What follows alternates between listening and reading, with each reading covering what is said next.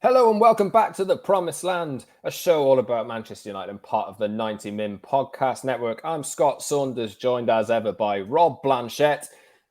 Fresh back from a little break, Rob, and you've got COVID. Indeed. So we had a little break, didn't we, for 2 weeks? And I went away and got COVID and got sick. So yes, I've been in bed for a few days, but for the entertainment of our audience and for everyone who watches us, I've got out of bed today, slap my face, throw some water on my head and try and get ready to do our podcast. So I'm bright and breezy and ready to go. It just means that much to us. I've been on a brief holiday for a couple of weeks. Rob pulled himself out of bed due to his commitment for the Promised Land podcast. It's going to be a massive show today. We've had that break, obviously. We will be celebrating 5 years of Victor Lindelof at Manchester United for the duration of the show. Rob, let's talk honestly. How bad is it at the moment? 5 years of Victor Lindelof, 5 years of average. We'll talk about transfers in a little bit. It's going to be a transfer show. Don't worry about that. But Victor Lindelof, 5 years. United have just tweeted about this before we started recording. What? It's funny, isn't it? There's someone at United headquarters doing those tweets either on their mobile phone or on their computer somewhere going, let's put out the 5 years of Victor Lindelof line. That's going to make United fans happy, isn't it? Nothing against Victor. He's an all right player. But if you want to struggle for top four every year, pick Victor Lindelof. So that's a problem, isn't it? So maybe over the next year or two, Ten Hag, it feels weird, doesn't it, say that year or two, maybe we can change that culture going ahead. Yes, indeed. Fingers crossed. We'll be talking about transfer targets today. Not really too many different names so far. United get linked with tons and tons of players each summer, hundreds of them. But it seems to be the same names that are coming up. And since we haven't done a show for a couple of weeks, we'll talk about the latest on the transfer targets that we know that United have had. Darwin Nunez, officially from Benfica's side, is going to Liverpool. They're awaiting personal terms and finalisation of that with the club. They should announce his arrival within the next couple of days. We're recording this on Tuesday.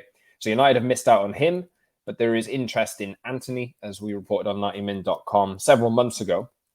And that has seemed to ramp up a little bit since the confirmation of Ten Hag and the confirmation of Nunes going to Liverpool as well. We'll talk about what happens at centre forward because Cristiano Ronaldo is seemingly the only option at the end of last season for that role. But will we look at Anthony Martial, Marcus Rashford potentially playing through the middle to lighten the load on Ronaldo? We'll talk about central midfield as well. Frenkie de Jong is obviously the biggest name linked with United at the moment. Still waiting on Barcelona, still waiting on a fee agreement. That one looks like it might happen, but you never know. Touch wood, might get that one over the line even if it does take 2 more months, because that's what United do. We'll talk about Ruben Neves and we'll also talk about Yves Bissouma as well, who seems to be on his way to Tottenham, and what that could mean for United's midfield. So let me just get this out of the way as well. Housekeeping, you can subscribe to our show wherever you get your pods on Apple, Google, Spotify, etc. and watch us twice a week on Tuesdays and Fridays on YouTube. So head over to the channel, hit the like button, subscribe, join the community, leave a comment. The link should be in the description of this episode if you're listening on audio. And follow us on Twitter too, @_Scott Saunders, @_Rob_B, and @PromiseLandMU for the show. But Rob, should we start with Darwin Nunez? Because United wanted him. Fair to say they did, right? But it's been, I'm not sure, the fee that Liverpool have put up escapes me, somewhere around 65 million, raising to potentially 100 million euros. Will United, what's caused United here to miss out on Darwin Nunes, do you think? I think this is a case of must needs. So Liverpool are just about to lose one of their generational players in Mane. So we've known that for several weeks now, going back over time, that Mane kind of had his eyes looking elsewhere and he was going to go. And it's kind of pushed Liverpool into quick action. And they're obviously very aware that they don't want to go into a new season without someone who can play on the left or through the middle. So I put in Twitter the other day, between United and Liverpool, it's not a fair fight. It really isn't at the moment. Liverpool stations above Man United. Manchester United went in early with their bid for Darwin Nunez, made the inquiries. They were looking for the players representation, said, yes, you'd like to come to England. And that's how this all started. But here we are now. He's definitely going to Liverpool. He's a good fit for them in terms of what they're doing. But I think for Man United, they've looked across their options and they feel that there's more value in those positions up front with other players than it is with Darwin Nunes. That package for Darwin Nunes is elite. It's really, really high. It's a lot, isn't it? It's an incredible amount. Excuse me. It's an incredible amount for a player who's had one great season and also 2 or 3 major injuries before the age of 22. So I was really high on him. I wanted him at Man United. I thought he's a kind of player who could do well for us in terms of his style. But I also do think that when you're counting the pennies and trying to construct a squad, Darwin Nunes might be Liverpool's only kind of big outright buy this year. So I understand why they've thrown everything at him in terms of costs and wages. And as I said, Manchester United, they're looking for a forward. They feel that they know the forward that they want, and they're pursuing that. And they've allowed Darwin Nunes to kind of go to Liverpool without any competition. Yeah, we'll talk about that alternative in a little bit. But are you disappointed with Nunes going to Liverpool? I mean, Jurgen Klopp famously several years ago, and I picked up on this as soon as he said it pretty much, about, if I ever spent 100 million on a player, 100 million euros on a player, I wouldn't be in a job. I don't want to do it that way, etc., etc. After United signed Paul Pogba, who actually has left the club since we last did our podcast as well. We forgot about that, but that's a couple of weeks old now.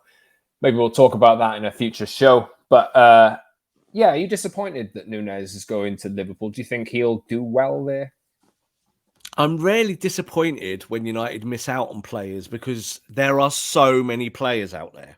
So when you're scouting and doing the networking, there isn't really just one. I think what happens is, Scott, over time is the accumulation of misses becomes more of a problem. So again, Mane's an interesting one, isn't it? Because Mane literally had a Man United contract on the table and decided that United were a bit of a joke and that he was going to Liverpool. So you missed out on him, but then you missed out on several other key players. So Darwin Nunes might be part of a bigger gripe in maybe a year's time. So he goes to Liverpool, does really well in the Premier League. And then here on our podcast, we're going, what a miss he was. However, he might go to Liverpool, he might bomb, and we might be saying the opposite and going, isn't it good that Man United missed out on the next Alexis Sanchez? You know, so there are players that you can want and kind of desire, but I don't think that he's the be all and end all. Never did. You know, I really do rate him. I think he's had a fantastic season. Funnily enough, like in terms of his attributes, he fits what Liverpool need to do, but he's not the perfect player. You know, he's going to have to develop in the Premier League. It'll be tough for him. And I actually think coming to Man United would have been a tougher gig for him to carry a club like ours, who have been struggling for a long time, to just, you know, have that responsibility at his age. So, no, I wouldn't say I'm disappointed. You know, there is an alternative. I like the alternative more, and we'll talk about him very, very soon. And I think that Manchester United's targets, in terms of the ones that are valid and the ones that are burning away in the background, they'll all make Manchester United a better squad. Yeah, it would be nice to see if United are on the right end of an expensive transfer failure, you know, because obviously United have picked Alexis Sanchez off of Man City. They picked Harry Maguire off of Man City, and we know how those transfers have kind of played out over the last few years, and City have ended up smelling like roses. City confirmed the signing of Erling Haaland yesterday. You know, game changer. Liverpool with Darwin Nunez in their team, they are really strengthening themselves at the top of the pitch, and United, that gap to United is extending a little bit more. But yeah, for me as well, I think it's a big fee, you know, and I'm seeing that there's a lot of fans are always going to melt down. Why haven't we put up the money for this player? Why haven't we, you know, why haven't we matched that bid? Why haven't we bid more and this kind of stuff? But yeah, that's what's been the problem the entire time, right? Yeah, well, Benfica only wanted something originally about 58 million. When United were inquiring, they were looking at 58 million with like 5 million add-ons. And over the time, the negotiations that went quite quickly with Liverpool, that this whole kind of, as you said, near 100 million euro package was agreed. Now, United fans will say, well, why are United just not doing that? Well, I think the difference is that United have got a lot of positions to go and buy for this season. So you cannot just blow it all on one player. And I also do think that Darwin Nunes isn't perfect. So I don't think he comes in and automatically starts every game over Ronaldo. I don't think he's that level, but he's a very good player. And and he'll do well at Liverpool as long as Liverpool themselves do well across the pitch. I think now for them that losing Mane will be followed by losing Salah, and they're going to have to find a way to win without the two players that have basically taken them to every title. So that's a big ask for Jurgen Klopp. You just said there about the thing he said about 100 million and the prices. Jurgen Klopp loves to talk out the back of his neck. You know, I like the guy, I like his coach, and I like his kind of demeanor and his personality. But ultimately, he does talk a load of guff. And Liverpool have gone out. It broke world records for goalkeepers, centre backs. They've done all sorts over the years. They've spent plenty of money, which is why they're in the position that they're in.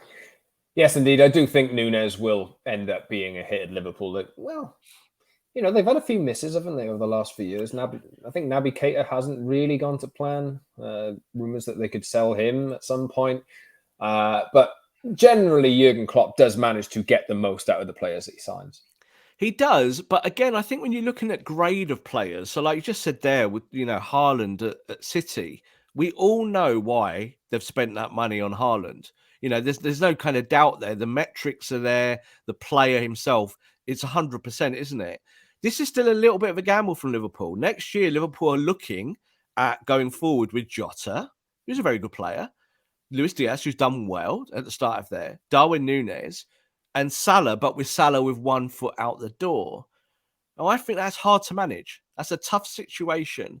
And Liverpool to be at the very elite level of getting 95 plus points in the season, they might only get 80 odd next year, Scott. That would be a failure. So that opens the door to other teams like our football club. So I think that he'll do well at Liverpool overall, but I do also think the injury issues are real. You know, he's had, I think, 3 knee injuries over time, and they were quite serious ones. And in the Premier League, more work, more overload, certainly more than the Portuguese league. I think it's a wait and see, you know, for that kind of money. I'm not 100% sure that's value. So what happens now? No Darwin Nunez at Old Trafford. The interest, though, as I mentioned at the top of the show, in Antony has been there for a while. It was there even before Erik ten Hag was appointed. We reported on it several months ago at 90 Min as Antony being one of the potential targets that United would go for. I don't think his position is the primary area that they're looking to strengthen. I think we all know by now that central midfield and Frenkie de Jong, his ball playing abilities, is primary. But they do need to sign in several positions, and it has come to light over the last few weeks that let me say a forward, not a striker. So the difference with the forward is they can kind of play in a variety of different positions. United have a lot of forwards: Rashford, Martial. Perhaps Sancho doesn't fit into that category; he's more of a winger. But Rashford and Martial don't play on that right-hand side. That's been a problem area for a long time, whereas Antony does and can fit that role. So is this a strong alternative? And is Antony the alternative to Darwin Nunez that they will end up pursuing? Oh, absolutely. You know, when we talked about Darwin Nunes coming to Man United, one of the things we spoke about was that his ability to play in the wider areas and allowing Ronaldo to play through the middle this season. So that was part of it in terms of his transition. But, you know, you just said there about Jadon Sancho. I think Jadon Sancho is a forward. I wouldn't say he's a winger. I think his best position going in the future will be kind of operating in the channel or even as a number 10 eventually. You know, he's got that ability. I would like to see him at 10. Actually. Yeah, and I think that's the wider thinking at Manchester United as well, especially with someone like Ten Hag coming in. So Antony is one of the 2 priority targets for United as it stands today, as we're talking. The other one, of course, is Frenkie de Jong. United feel confident about both at the moment, and that's where their focus is. I think when you look at Antony and what he can offer to United, you're going to have a system that allows you to do a bit of counter pressing, that allows you to keep the ball better, but also, let's be honest, Scott, just be more effective in the final third. Man United have not been effective in the final third. So if you manage to get those 2 players and then you stick a Ronaldo at the top and then a Bruno Fernandes a little bit deeper, and say Rashford finds some form on the left, and then you've got Sancho who can play left and right, you're going to score goals. So I think this is, again, where United are looking to be versatile in that. I think they were last year as well. You know, they were looking to be versatile. It's just that it all just unraveled massively under Ole Gunnar Solskjaer. And United kind of hurt themselves, and it was self-inflicted, stopped scoring goals and started conceding a lot of goals. I think Ten Hag wants to get in his main pieces first, there isn't going to be this rush to just sign 12 players. There just isn't. United are going to do it player by player. The other player they're really interested in, of course, is Ruben Neves. That's been burning away for a bit. And there is a feeling that Wolves are ready to sell. So I think when we look at 3 players, those 3 players would definitely upgrade United significantly, even if you don't buy number 9. So on Antony as well, I mean, we talked about Mo Salah earlier, potentially leaving Liverpool. His contract's got another year left. I know that Liverpool hold a lot of interest in Antony too. I don't really think they'll end up doing anything this summer unless Salah does go, which looks massively unlikely, but he has a year left on his deal. And if that ends up playing out and United don't pull the trigger on Antony this year, I think they could end up missing out to Liverpool with him as well. Yeah, there is that feeling that obviously he's been a long-term target for Liverpool. And again, that balance on the right-hand side. Then Salah's not going anywhere yet. I don't think we're going to see some miraculous transfer in the next few weeks where he's going to be sold and pushed out the door because he wants to run his contract down. But we do know he wants to run his contract down. And we do know that Liverpool are going to have to attend to that at some point. But they've just gone and spent 100 million on a player, Scott, who's going to play through the middle and on the left. So I don't think they're going to pay, what the price of around 50 million for Antony or around that price, or compete with United for another player when they're looking at their priority positions as it stands today. So what happens at central striker then, Rob? Let's talk about this in a little bit more depth. Obviously, we mentioned Ronaldo is the static centre forward that he has been. He doesn't really move too much nowadays, but Anthony Martial went out on loan to Sevilla at the back end of last season, and by all accounts, it was awful. Didn't go well. Marcus Rashford has barely been getting in the team, but he would like to double down, and it's emerged, obviously, that he would like to stay at United. So are they the other 2 options that United could use with Ronaldo for that centre-forward position? Well, it's needs must again, isn't it? So, yes. So I think the thing is with Ronaldo is that when you commit to his £25 million wage, A, you're going to have to use him, and B, he's probably going to demand to be first choice. So I know that Ten Hag's coming in, there'll be this kind of parity for all players to prove themselves, etc., etc. But let's be honest, Cristiano Ronaldo is going to be the starting number 9 next year. That's just how it is. So can you find a system around him that helps you operate to be a better football team? Well, I think we can all agree that the answer to that is yes. You can play better football to unlock Cristiano. I think the difference is you talk about the number 9, say between Ralph, you're looking at obviously what Ralph Rangnick did or wanted to do, and then you look at how Ten Hag sets up. They are different philosophies. There's similarities, but they're differences. You just saw with Rangnick going to Austria how his team counter-pressed and how amazing they looked. And that's what Man United could have done if they had players that wanted to do it. They didn't. Now I think Ten Hag needs to bring in that energy with other players, and you can wait on the number 9. You don't have to go out and buy a number 9 just because everyone's buying number 9 suddenly. I think we're working more in a positionless football game now where you need players who can do different things, but ultimately score goals. So Ronaldo can score you goals, but if you're playing 4-2-3-1, which is, I think, the formation that Ten Hag will start with at Man United, if you can counter-press in other areas and do the trap in wider areas, then you're away, aren't you? And I think Ronaldo can just kind of hold the line a little bit more. It might not be perfect, Scott, from day one, but you've got to see what you've got. Rashford, I think, will play through the middle. We're not going to talk too much about Mason Greenwood. There is the possibility that something might change in the weeks ahead with him. So we don't really know of him. Like we don't know if that's a yes or no from Man United. Everyone's being very quiet about it. But then there is that opportunity that if he came back in, that he could also be a number 9. But also talking about Antony Martial. Ten Hag likes Martial. It's something that we know. And I think that he'd be willing to give him a go again, either on the left or through the middle. So not something United fans want to hear. United fans want a Haaland level striker. You're not getting him, but you still hopefully will get signings that will make you better.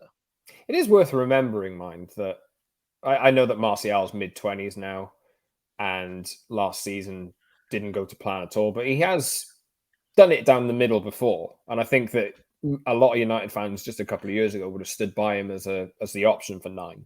he's a Marmite player, isn't he? Just like Mm. Paul Pogba. So, we can sit here and eulogize about Paul Pogba and what he was good at, but then there'll be another million billion United fans telling you what he's bad at. So I think with Antony Martial, not my personal choice to be the number 9. However, he did an interview recently where he talked about his injury struggles in the last 12 months. And he's kind of said, he went to Sevilla to play and to get fit, and always had one eye on coming back to Manchester United. So I think that's kind of like the Donny van der Beek situation as well. I need to go and play so I can prove myself and then come back. Jesse Lingard's situation as well from last year. So I think that Antony Martial is not a complete throwaway. I think if he can come into a system that suits him, he's got the technical ability. He really has. Whether he's got the work rate, I think, is another question. But again, Ronaldo hasn't got the work rate. We don't question that, do we? We don't question it because he scores 25 goals with his eyes closed, just what he does. If Martial can score goals again next season, I think Man United fans will fall in love with him very, very quickly, quite fast. We'll see how it goes. I mean, they need to address that area or the final third of the pitch. I think you might see that interest in Antony ramp up over the next few weeks, I would think. I think so. The main name that we've had to digest over the last few weeks, and the main position has been central midfield. Rob, no real change with Man United's pursuit of Frenkie de Jong since we last recorded. Although, where are you on this at the moment? Because it does seem like this is moving in a positive direction in terms of United might end up getting him, whereas maybe before it was more of, does he even want to come to United? Where do you stand on this at the moment? Because obviously Barcelona have financial difficulties. They are targeting other players. I think there's a meeting this week about or some announcement about their finances coming as well. So what do you make of United's chances of luring De Jong in as first signing at the moment? Well, not lots have changed since we last did our last podcast, but there has been important parts that have changed. So I'm going to put my journalist neck on the block here. I'm kind of doing it for our YouTube viewers here. You can actually see me put my head on it. I think Frenkie de Jong is going to sign for Manchester United. So why do I think that? There's 2 or 3 really, really key reasons. Barcelona want to sell him. So Barcelona are in a position where they want to refresh their squad. There are positions that are going for. There's also the Lewandowski question. So that's all kind of floating away in the Barcelona Catalonia ether. And that's kind of these questions about why Barcelona are attempting to do this kind of business when they can't do it. So what are they moving out to be able to do this stuff? The other side of this is the De Jong side. So De Jong has been, I think, pretty crystal clear for weeks and months that he wants to stay at Barcelona. That is his dream. He would like to be able to stay there. But Barcelona are making it pretty clear that they have their main interest in their other midfielders who are going to lead this football club. So Frenkie de Jong isn't their top priority. He's at their football club. They like him. There's no doubt Xavi would like to keep him, but they don't live in that reality. They just haven't got the money. So something has to give.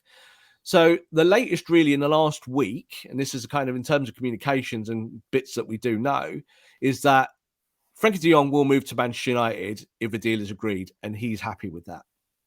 And that's important because, as you just said there was always this feeling that he wouldn't entertain United. And of course, there was, the line about, he only wants to move to a Champions League club, etc. Of course, but we always get that line, don't we? So there's a little bit of that in the Darwin Nunes thing as well. Darwin Nunes, that will come out now, won't it? Oh, I want to stay in a Champions League club. Well, it's not a fair fight between Liverpool and United when you're looking at those numbers and looking at what you can offer. But I think with Frenkie de Jong, the whole thing about rebooting a project with Ten Hag at a huge football club, it's appealing. He's probably going to get a pay rise out of what he's got. It's not like he's going to move for free. Manchester United will have to put the numbers up to be able to get him to come. As it stands, Manchester United have not agreed anything like a fee for the player, but they do believe that it's going to come in at well under 70 million. So I think if you can get your primary target at that price, still sounds expensive, but it's not expensive if this is the guy you're going to build your midfield round. So for a player of like discard the last couple of years with Barcelona because it's not gone to plan for him. He's spoken about why that is because he's not played in the same role as he did at Ajax. But when he was at Ajax under Ten Hag, he was one of the hottest properties in world football. Of course. He was, and for the right reasons. And I think this is more about long-term philosophy, Scott. So you're not bringing him in to on day one be the perfect football team. It's not what you're doing. But if you're going to play 4-2-3-1, you want to transition to 4-3-3, and you need to do it with one or two quick passes and get out quickly, which is what something that Man United are awful at, terrible at transitioning with their midfielders. You need to go and buy someone that can do it. So I think this is why, in terms of central midfield, United are looking at ball players, all round number eights, players that can do the kind of floating eight role, but can also pick the ball up at 6 and move it on. And that's why I think that they won't just buy De Jong, but they'll also buy Ruben Neves. Because I think these two players, in terms of profile fit, this is what Manchester United are looking at. There's plenty of other good midfielders out there, and United fans are obsessed with defensive midfielders. And I've been saying for a year, you don't need defensive midfielders to be good. You just need good midfielders who can do it all. You need players who can play and do it deeper and do it in advanced possessions and do it like that. Neves fits that. De Jong fits that. You don't need a destroyer. You don't need Calvin Phillips. You just need players that can play football. And I think that's the first prerequisite. So those two midfielders, obviously with Antony, suddenly you've got 3 players that are really hot, that can do different things and can take Manchester United to a different level. So on Ruben Neves, obviously we've spoken about Frenkie de Jong there.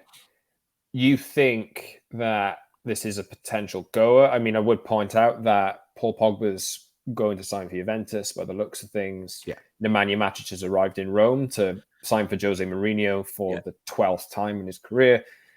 So they've lost 2 midfielders. Juan Mata's gone as well. I know he's not the same position. I did actually see him play in central midfield in the Ralph Rangnick once last season. I can't remember which game it was, but he looked a little bit off the pace in there. But best wishes to Juan Mata and to all of those players that have left in the last few weeks. Lovely little video from Juan Mata to, say he was leaving, that kind of stuff. Ruben Neves, do you think this is where United turn their attention next after De Jong? It's all going to be about price, Scott, because there was chat that Wolves were going to ask for 100 million at one point. Wolves were pushing out. Of course, no way. But it's a kind of Leicester situation with Maguire, isn't it? It's like, well, we will dictate the bidding because we don't want to lose the player. But if we do lose the player, we want the money for it. I think the key in this deal here is Wolves' own transfer activity. Is that they're getting hot in midfield now. They've got their targets. They know who they want. And those deals are going to get executed now, we think, in the next 2 weeks or so. And that will mean that the whole Neves thing can then blow up. United can go in, can start the bidding process. Let's be honest, another player on Barcelona's radar, like in terms of a wish list, but Barcelona just simply can't do they all can't even register business. Frank Kessie. Well, this is the thing. They've got Kessie, haven't they? So I think it's like, they're having trouble as well registering Christensen as well from Chelsea. So this is a problem for them. But in terms of United, they know what they're getting with Ruben Neves. And I think it's the price is going to be the key point with Ruben Neves. Like, if he's priced out of the bracket, then I don't think United will pull the trigger. I think if they're going to buy players, they're going to buy De Jong, they're going to buy Antony. That's the order of priority. And then Neves is the next one. Or they might have to go shopping at a different price range, Scott, to be able to get players that they want. So I wouldn't say Ruben Neves is 100%, but I do actually think that Manchester United have done a lot of due diligence on him in the past. So they have spoken to Wolves in the past about the player. The player is very, very well aware that Manchester United like him and want him. And he's put out feelers in the past as well that he likes Manchester United. So there's a lot of dots there to be drawn together. But I think for your midfield, that's the perfect combination for me. I would like De Jong and Neves because I think it just gives you a technical foundation. And that's what this new manager needs. He needs players who can play ball at the back. And we're not then going, poor McFred, they run around a lot, but they can't pass the ball. And, you've lost Paul Pogba, your only ball player. And, Bruno Fernandes is awful dropping into those deeper areas. This will allow Bruno to go and be Bruno further forward. Bruno might even be your central striker in a 4-3-3, in a false 9. You never know. I think that could happen. And I think that you've got a good base of creative midfielders who can also do a lot of work. Yeah, it's also worth pointing out as well that as frustrating as it is that United haven't pulled any deals off yet, while Liverpool, Darwin Nunez has rocked up for a medical in Liverpool Transfer window's been open 4 days, people. Yes, Just so we know. exactly. 4 days. I know people think it's been open forever. We're recording this. Netherlands play Wales tonight. We're still in the international break, like these players are away on international camp. And if Frenkie de Jong breaks his leg tonight, this is finished. So like it's one of those things is that United will negotiate the deal in the correct time frame. I know that people always feel that other clubs operate quicker than Man United. I do think that without having sympathy for our football club, the hardest thing is that when Manchester United are involved in any deal, the value and price goes up quickly. So some clubs will pay it, some won't. But with United, especially with something like De Jong, which I think is a deal that you're going to have to put together to tempt Barcelona to sell, even though they're quite keen, that's going to take a little while. It will do. And as you said, internationals are happening. And no one's really signing for anyone. I think City have done quite a good job yesterday by doing the Haaland thing and announcing it because they're kind of stealing a march. And Liverpool are going to do the same with Darwin Nunez. But those deals have been burning away now for a little while. It's just a case of getting them over the line. Yeah. I'd rather United got it right, Scott. I'd rather United got it right. Take their time, get it right, get the right players. No one's at Carrington training at the moment. You've got time. Just get everyone ready for pre-season. So when they're on that tour of Australia, all the way to the other side of the world, they've actually got the players who are ready to perform in the next season. United did announce a new pre-season friendly at Old Trafford yesterday. I think Rayo Vallecano, is it? Falcao in tow. And Bebe. So the former the £7 million hero, Bebe, who was going to be the next big thing. God, remember those days? Well, they were better than these ones. But Bebe and Obertan, wasn't it? That was that day. I seem to remember. Bebe and Obertan together, and these were going to be the next. These two wide players, amazing. Manchester United 4-4-2 traditions. Here we go. They can play for the middle, modern forwards. Oh my God, they were bad. It's worth pointing out as well. I think Wolves are looking at João Palhinha, who is a Portuguese international. Probably a lot of stuff will rely on them luring him in before Neves leaves. And that's the key. He's the key. So Manchester United scouted him over time, and he's going to go for around the 20 million mark, up or down one side or the other. And of course, Wolves have got all those Portuguese connections. So Manchester United have kind of stepped away from him in the hope that lures the opportunity to get Ruben Neves. And I think that's the wider thinking as well, is that they're looking, Wolves, at improving those midfield positions where they've already got good talent, and they will be moving on their top players. So I think Ruben Neves will leave. You've also, you look at kind of Wolves' central positions. They've worked really well in the last season. They're trying to reinforce that now in the next few weeks before they let Neves leave. So let's talk about another alternative midfield target that some United fans have wanted to sign for a long time. Yves Bissouma at Brighton. It has emerged on Tuesday morning that Tottenham have agreed a fee to sign the player. This is one player that United fans have wanted for a long time, has a lot of Premier League experience like Ruben Neves does. I think he has a year left on his contract or something like this, but a decent price at 25 million. How would you react to that? Is this one the United should stay away from? Yes, United need to stay away from it. So if you don't really know what's been going on with Bissouma in the last 12 months, you only have to Google it and obviously look at the potential criminal case that he's involved in. I think he's a brilliant player. Like, I really do, Scott. I think looking at his development over the last 24 months, he was someone who kind of had an eye on, like, at the beginning of that period and thinking, this could be your long-term Pogba replacement. Someone who's got a bit more of an engine, technically very good, can score you the odd goal, can do all the defensive work, but it's more box-to-box orientated than, say, Pogba is. But would I stay away from it at the moment? We've just had this period. I mentioned Mason earlier on in the show, and I think that was one of the big components to Manchester United's season collapsing last year, for whatever reasons you want to call it.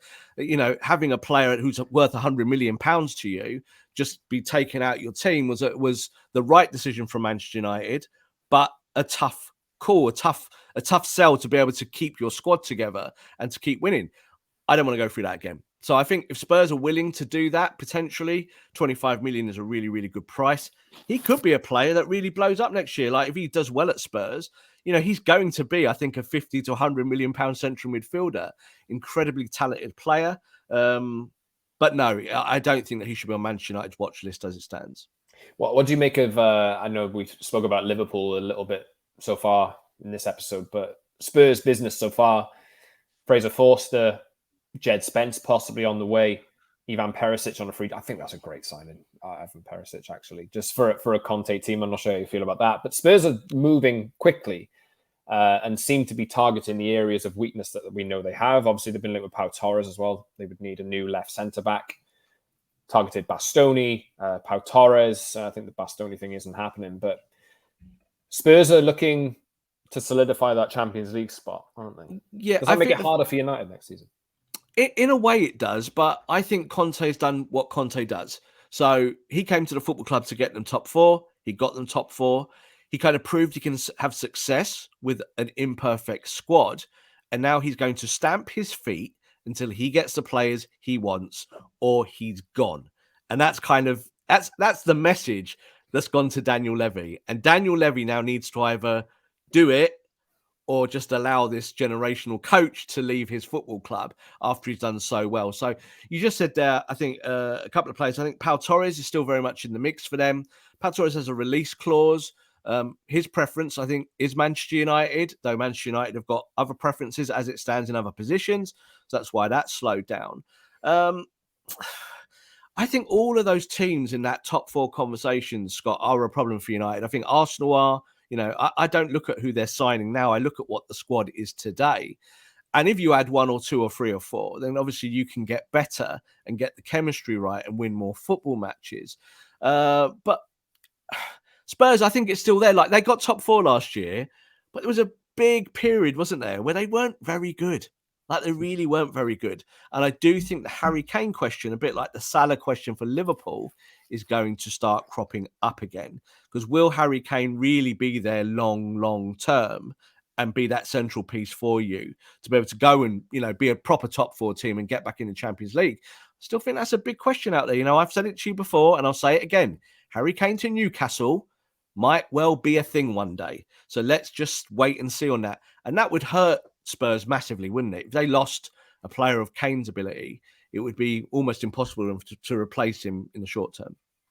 We'll see how it goes. I mean, as it stands, it looks like Spurs are buying for Conte and they look to make a fist of it next season. I'm not sure how close they'll get to the top, but it remains to be seen. I think United have their own business to do. And I think, but I agree with you, Rob. I think in terms of ball-playing midfielders, Frenkie de Jong, definitely highest priority. Yeah. And then if they could get another one, because we all know the limitations of Scott McTominay. We all know Fred's benefits, but we all know his weaknesses as well. And those two players really who've been starting in the central midfield for a long time for United always have struck you more as rotational players. Yeah, and they also get a lot of the blame for the wider problems at Manchester United, don't they? So, United have a bad game, they get turned over, the ball doesn't kind of pop around. Oh, it's McFred's fault. It's the same thing over and over again, isn't it? But I think with Ten Hag, the things that he's identified is it is a kind of descending order list. The highest priority to him is to have a midfield that supports the attack and unlocks the attack. So that means that you can counter press. It means you've got better ball retention. It means you can score goals. His priority is not centre-back overall, but he would like another centre-back and he would like a full-back. But I think he's realistic that he's going to have to concentrate on the midfield first and build this brick by brick. Yes, indeed. Rob, we'll wrap up soon. Any final thoughts before we do so? It's been a couple of weeks since we last spoke on the podcast, but not much has changed, really. Anything changed for you? No, not really. I think that, again, I'll just say to United fans, I can't say it every year, and I've been proved wrong many times. Patience. The transfer business isn't always done in 2 or 3 days. People think that in this FIFA generation, football manager generation, that deals just get done quickly. The Haaland deal at City did not get done in 2 weeks. People think it did. No, it didn't. It's really been a year in the making. So I'm not saying that Manchester United are going to take that long to do deals, but I think they need to kind of agree the correct prices so they can then go out and continue to buy. It's no good overspending on 1, 2, 3 players and then not being able to get player 5, 6, and 7 down the line, because I think that would be a problem for United. You're about to lose a lot of players out the squad. You're going to have to replace them some way or the other, either with youth or maybe with players who are less fancied in the transfer market. So there's going to be a whole load of that happening. Like you mentioned earlier on there, Scott, you've lost Mata. You've just seen Matic roll up at Roma. You've lost Lingard. You've lost Pogba. It's a lot of wages just in 4 players. But there's other players who are going to leave in the next few weeks. So there's going to be a lot of turnaround now, I would say, between today and when pre-season starts, which is just 4 weeks away. Yes, indeed. It's not too far off. Obviously, some players are still on international duty at the moment. Marcus Rashford, Jadon Sancho, not with England. So you'd imagine they'll be back pretty soon with the rest of the squad. We'll talk about potential other departures as they tend to crop up, because I do think that there are other players. You think of the likes of Eric Bailly. You going to say something? I was about to say, we've not even mentioned Antony Elanga. So Antony Elanga has been all over socials, posing on the work that he's doing. And he's like, I'm ready, bring it on. And I like that, because we don't see him as a solution, but he certainly can be part of the plan, can't he? A player that can play in those wider roles and through the middle. Is there an opportunity for Elanga to be a number 9 next year as maybe rotational with Ronaldo? I do think that there is a wider thinking with him that's a position that he can look after. He did it well at youth level before, where he kind of went from wide to inside. Last year we saw him wide because we wanted to see more counter pressing. Didn't really kind of work, but I do think that he's a really good young player. Yeah, we'll leave it there. We'll talk about Antony Elanga at some point in the next few weeks, as well as potential departures. Obviously, we'll be back later this week to talk about any potential movement in incomings. Hopefully, after the international break finishes, I believe that's tonight, we might see some movement around somebody like Frenkie de Jong over the next few days, but we will wait and see. A reminder, you can subscribe to our show wherever you get your podcasts, on Apple, Google, Spotify, etc. And twice a week on Tuesdays and Fridays, you can head over to our YouTube channel to watch us too. So hit the like button over there, subscribe, join the community, leave a 5-star review on your audio platform if you would want, leave a comment, a nice one, not a bad one. And, get in touch with us as well on social media. I mean, at _Scott Saunders, at _Rob_B, and at Promise and MU for the show. We'll be back on Friday, I believe, this week. And we're going to do Tuesdays and Fridays moving forward throughout the summer, as well as United. I don't want to say drag their heels in. It feels like they're dragging their heels, doesn't it, Rob? But, as we've kind of alluded to, 4 days. It's been open 4 days. It's been open for 4 days. Exactly. So thank you, Rob, for another edition of the show. It's been a decent break. I hope you feel better soon following your bout of COVID. I think you got through this episode really well today, actually, apart from like 1 or 2 coughs. Lots of caffeine, lots of paracetamol, and lots of false promises to myself. Thanks so much, Rob. Thank you for listening as well. We'll catch you on Friday later this week.